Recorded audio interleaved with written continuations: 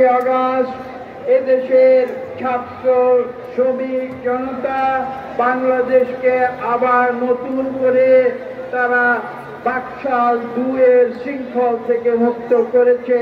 যে আন্দোলনের পুরোধা ছিলেন আমাদের জনাব তারেক রহমান, বিএনপির ভারপ্রাপ্ত সভাপতি।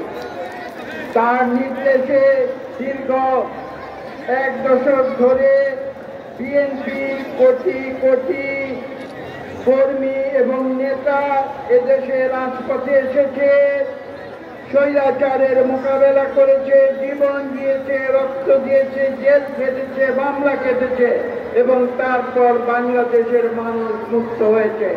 আজকে তাই এই ৭ই নভেম্বর নতুন একটি প্রেক্ষিত নিয়ে বাংলাদেশের মানুষের সামনে ধরা দিয়েছে।